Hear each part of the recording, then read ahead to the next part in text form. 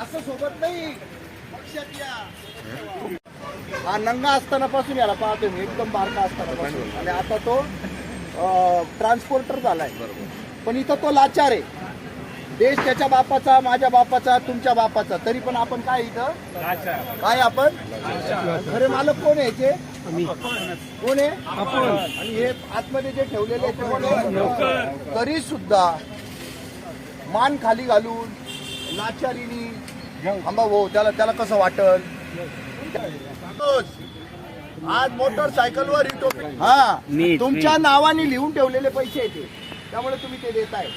आणि आम्ही मागितल्यावर तुमच्या कच्च्या थोडी पकड. आरटीओ मध्ये आता ऑफिसात चाललेला भ्रष्टाचार, रस्त्यावर चाललेला भ्रष्टाचार आणि आरटीओचे चेकपोस्ट, नावाला चेकपोस्ट लावून चाललेला भ्रष्टाचार, याच्यावर आपलं काम सुरू आहे.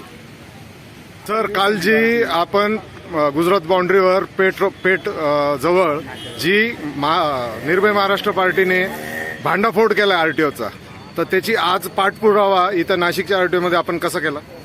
आज नाशिकचे मुख्य आरटीओ प्रदीप शिंदे यांना भेटायला आलो होतो, पण ते काहीतरी मंत्र्यांच्या बैठकीला मुंबईला गेलेले असं कळलं.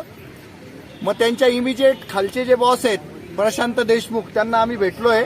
त्यांच्या कानावर घातलेलं आहे की तुमचे लोक ड्रेसवर नसतात, गावातले 10-15 रायरन गावगुंड लोक हाताशी धरतात, प्रत्येक ट्रकला, टेम्पोला, 10 चाकीला, ट्रॉलरला, ट्रेलरला, टिप्परला सगळ्यांना हात देतात आणि 50 रुपयापासून 1600 रुपयापर्यंत बिना पावतीचा महसूल गोळा करतात.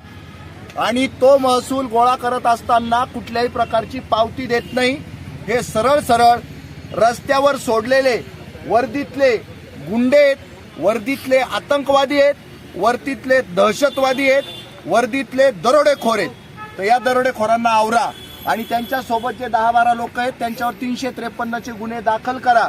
आणि त्या चौकीला पहिल्यांदा नाशिक आरटीओ अंतर्गत आरटीओ चेकपोस्ट ही पहिली पाटी लावा, प्रत्येकाला पावती द्या, तर ती पोस्ट चालू देऊ आम्ही, नाही तर ते चेकपोस्ट आम्ही बंद करून टाकू.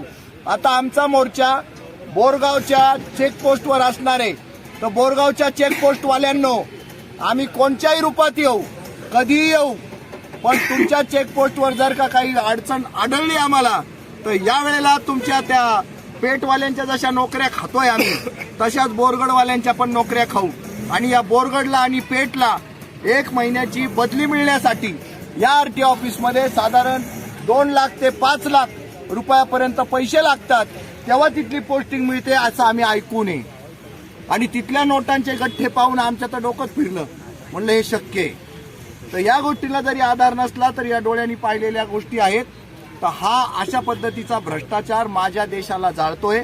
माझ्या देशाला हे सगळेजण जी आग लागलेली ना, त्या आगीमध्ये पेट्रोल ओतण्यासाठी सहाय्यभूत ठरतायत ना, की यांना खरं तर आम्ही पगार देऊन नोकर म्हणून ठेवलं, बादल्या पाणी टाकून आग विझवायला. तर हे बुच्चन पेट्रोल टाकून ही आग अजून वाढवून राहिले.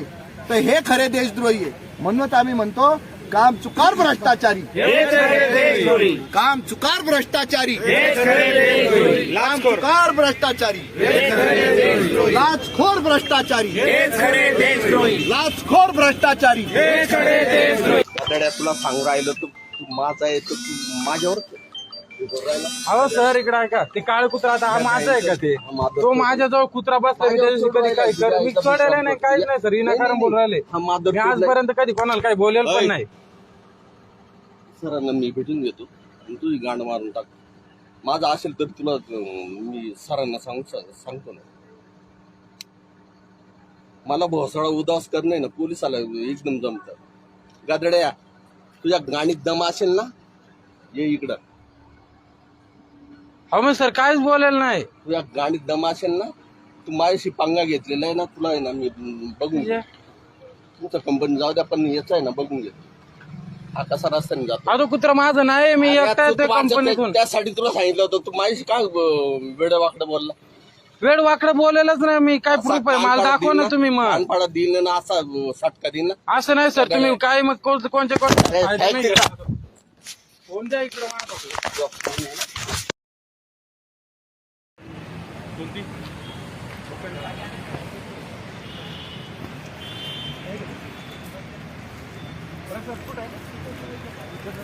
नाही इकडून जाऊ ना पाठीमागे काय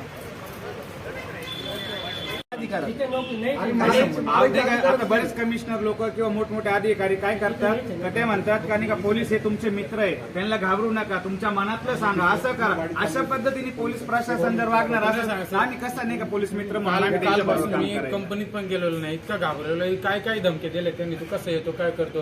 तर मला 2 दिवस काम गरीब परिस्थिती कंपनीत जातो, काय कारण नसताना त्यांनी वडील एक्सपायर झाले. बंगल्यात लागला मी म्हणलं की तुम्ही सुटच करेल म्हटलं, मग तू ताब्यात आला त्याला बरं काही दोन मिनिटं.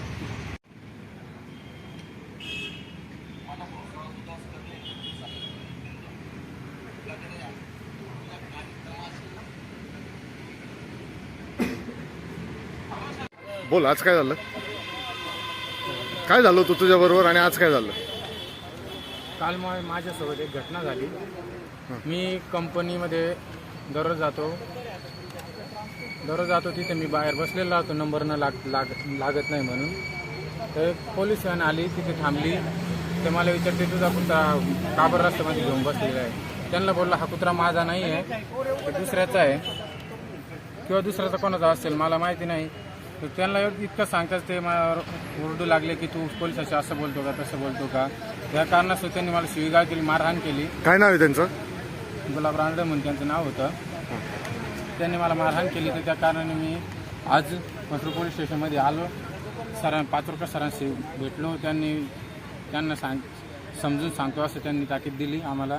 तर मग थोडं वाटतं मनाला, पण मग थोडीफार ह्या वाटतंच की काय होतं काय नाही. तर सरांनी गाई दिलेली आहे, असं काही पुढे होणार नाही. बघतो काय होतं पुढे.